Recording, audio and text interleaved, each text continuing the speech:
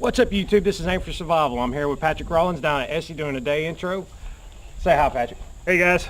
All right, we're just going to be doing some basic survival skills. We just went over our PowerPoint, and guys, it's already touched on a lot of good topics: kit building, your priorities of survival, different reasons you're going to find yourself in a survival situation. But we're just going to show some video today of what all we're getting into. Anything you'd like to say before we get started? Let's get to it. Let's do it. All right, guys, keep up.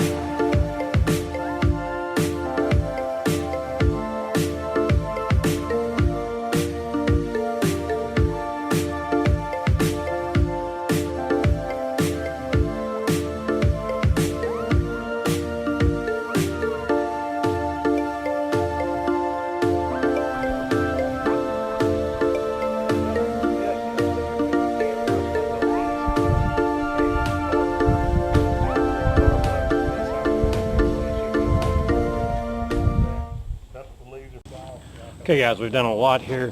We've practiced shelter building. We did a lean-to and a debris shelter. We'll go ahead and show you some of that.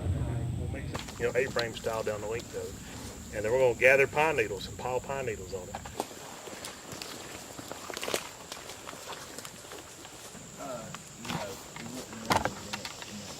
We're not even done yet too. You'd also be stuffing the inside as well, because we talked about that conductive loss of heat too. If the ground's cold and you go to lay on the cold ground, you can have all this instrument.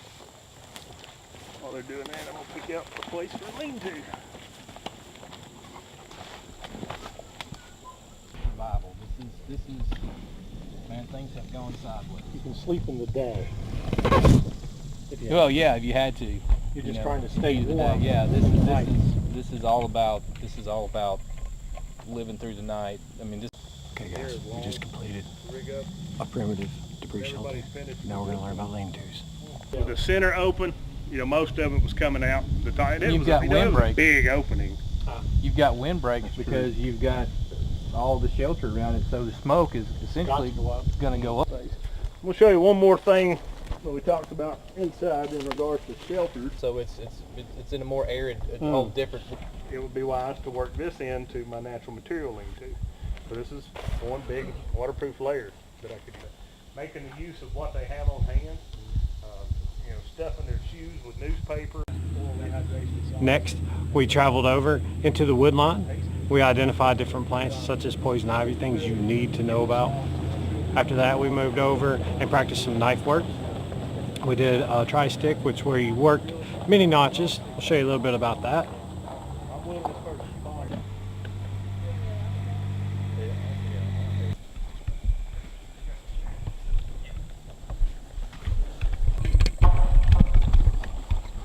Okay guys, we're heading back into the woods. Lord only knows what we're getting into now. Just stay with us.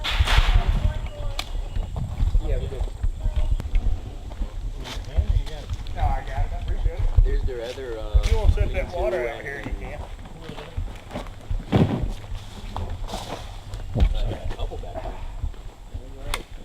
I think he was calling this, I know where we're at. Well, everyone, we've made it to the bum camp. I think it's what that's called. I do see a couple lean-tos here behind me. I see some tripods, drying rack, some sitting stumps, and a fire pit. If it's dull, I'm having to use more force. And when I'm using more force, I lose what? Control. So it makes it a lot more dangerous. But if I need a good clean cut, I'm going to bear down on a piece of wood, stump, anything like that, other than a rock or the ground. And I'm just going to tap on the spine. Just go straight into the material like that. Gives me a nice, good flat cut. If it's a big piece that I'm doing, I might have to tap into it, rotate it, tap in the same line, same place, rotate it as much as I need to get all the way through it. Some different grips. I mentioned the fist grip, monkey grip. If say I'm wanting to just put a point on this to make like a tent peg or something, or a stake to drive in the ground. Different ways I can do it. I can hold this still and use arm. It does okay, not great. I can lock this arm, lock my elbow, lock my wrist. So I'm holding this stationary and I'm pulling the material back like that. I can reverse the blade, hold it like this, and do what's called chest lever grip. So I'm using shoulder and back muscles. Say I'm having to make a couple hundred vampire steaks for whatever reason. And I'm starting to get tired using arm strength and I want to start using other muscle groups. Turn the blade like that and I'm coming in at an angle like this and just pulling it through. You can get quite a bit of material off that way. Another thing you can do, if you're sitting down, right under your kneecap, you have a little bit of a notch there. You put the spine, just hold the spine of the knife right there. It's holding the knife in place, it's not going anywhere. And then like I did before. That's what it is, ain't it? Yep. I ain't never seen a rattle like that. Ain't no rattle, that's black garden snake. After that, we did fire training, fire drills. We did a one-stick challenge. People often use tinder tabs like Altoids tins and other stuff. You can cram a bunch of cotton balls, things like that, and you stack them in pill bottles. Jute twine, if you have any in your kit or own you can separate it.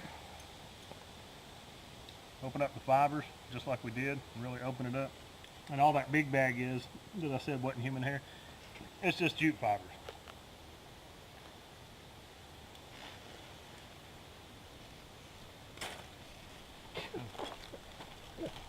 What's the number one cause of house fires? Not cleaning out the lint trap, right? So that tells us it'll take a spark. If you're going to use dryer lint, just keep in mind it's bad about absorbing ambient moisture. On a real humid day, if I just had this wad sitting on one of these stumps, for most of the day, it's just going to soak that humidity out of the air and make it hard to strike. It's what I would consider a flash tinder. It'll light up and burn fast, and then it doesn't last very long. Cotton ball and Vaseline will go for a long time. There it is. I need to put you in my backpack. Sometimes you can look up, find dead dry grass, pine needles. It's all in practicing the technique and seeing if it will take a spark.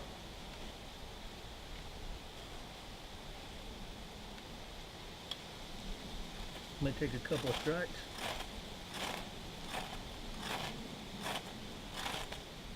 Come on, baby.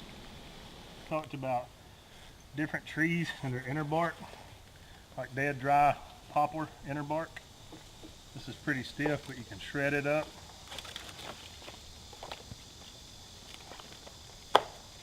So one thing you'll notice is that Patrick's using the spine of his knife. You can't do that for all knives, or it doesn't work as well for all. It has to have that good 90-degree corner on it. So a knife like our Esee or something like that that's got a coating on it won't do it. But there are other, you can, in a pinch, use the edge. In an emergency situation, do what you got to do. But Patrick and I both, we try to protect that edge, that working edge, as much as you can. That's what we're looking to catch a spark. So that's why we're going through this process of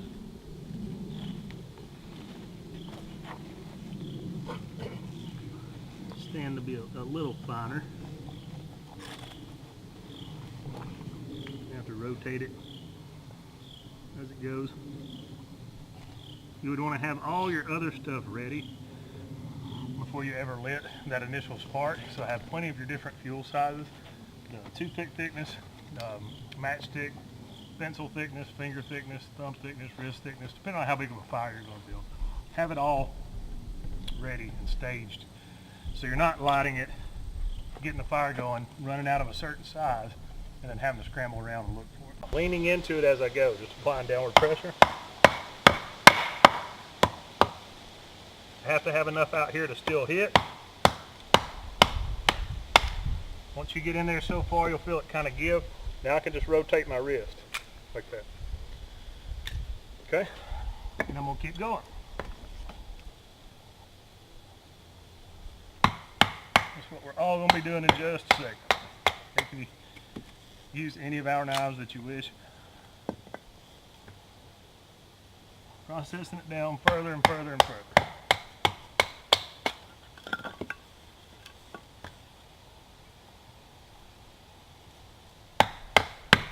You may have seen in the old Boy Scout manuals or some knife magazines or on the internet nowadays, feather sticks or fuzz sticks.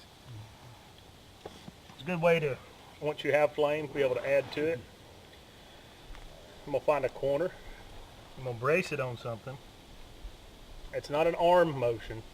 And once again, I'm locking my elbow, locking my wrist. And I'm just easing down, trying to get them as thin as I possibly can. Each time I go down, it makes a flat with two edges, two corners. So I'm not wanting to go in the same flat spot again. I'm wanting to take the corners off. Nice, super thin. When it curls like that, like a curly-Q pigtail, whatever.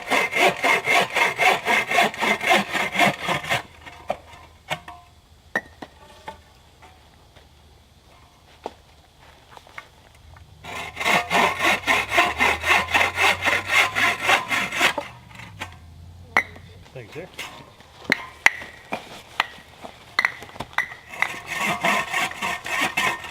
See how it jumped out on there?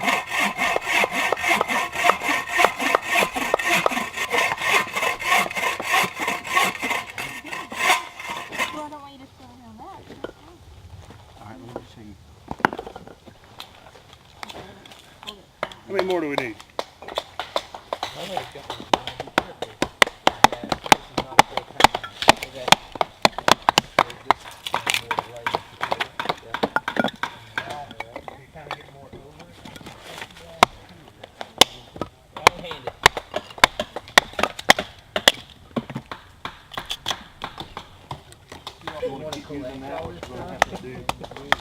Probably. If you were having to get by with just that, I would get a smaller piece and come up around. See how you want his arms bend? Well, I think like the 1095, 55 to 57, something like that is, Yeah, I've seen 1080, 1095. I ain't even heard of those. Yeah, there's so much stuff out there.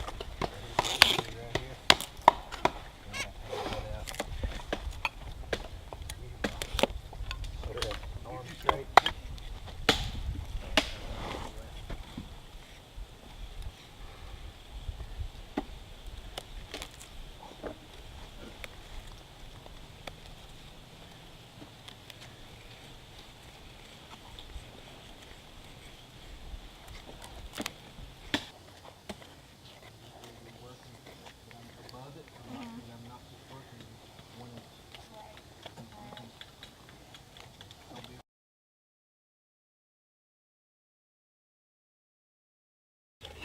For the first two, the Halla self-sustaining fire that we call good.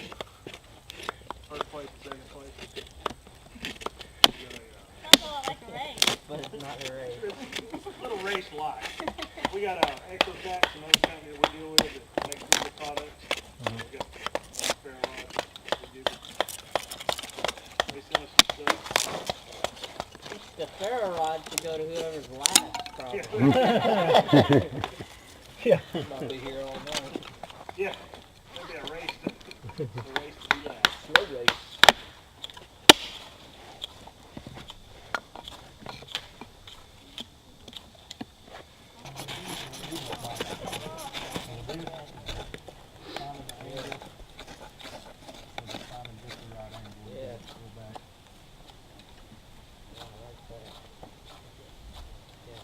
That looks a whole lot easier.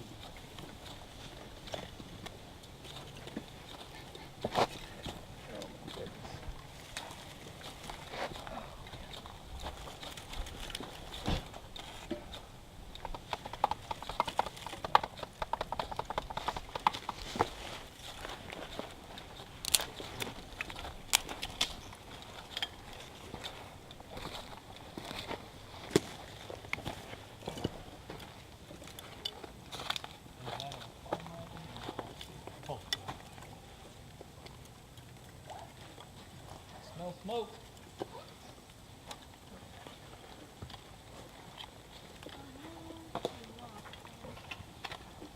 Hey, there's still room for one more winner. You're all winners in our book. I see two fires over there. Everybody here's a winner. Damn you, John. I hear that in races all the time.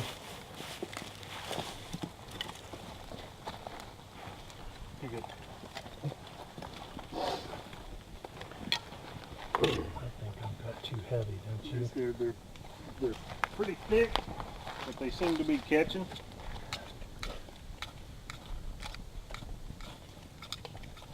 So just watch it. Watch it for a minute. I think it's fine. Good job, guys. So all the pressure is off the rest. So don't be no Oh, you want a thinner?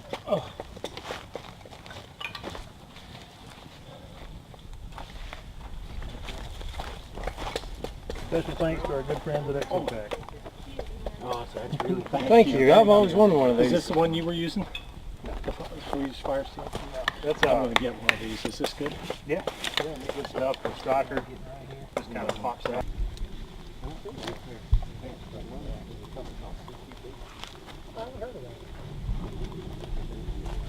And of course, we won the Exotech, so booyah, booyah. We'll show more on that as I learn more about that. Let's see. Ray, what's wrong with you, buddy? Get in here. Yeah, my buddy Raymond was down here with me the whole time. Stinky, stinky, wasn't he? Sure am. All right, now, I talked about our shelter building, and we did cordless shelter builds, without tools either, as a matter of fact. The debris shelter, the lean-to. We did fire making, the notch carving. We learned several knots, pot hanger knots. Yeah, we've learned a lot of notches used for Trapping, for sure. trapping, whether it's the traditional figure 4, which is the most reliable and easy basic knots. Well, I wouldn't say it's easy, but it's pretty tried, true, and tested. It's definitely one of the oldest trap mechanisms out there. That it? Any more? One more? Yeah, I still feel a positive lock in this. Gotta believe, John. I'll believe it. I'm just looking to Believe. figure it out. If I offered up another ferro rod or another prize, you would have known. That's right. You'd already had it built. If you're not feeling that positive lock, oh yeah, you're fine. You can always deepen the notch. That's what I was just starting to do, is notch this one out so that you got a bite.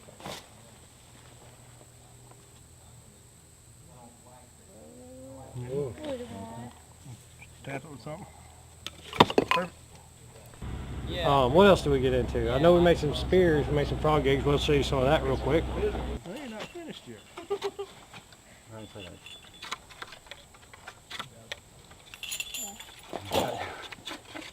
These aren't too sharp, but they should be sharp enough.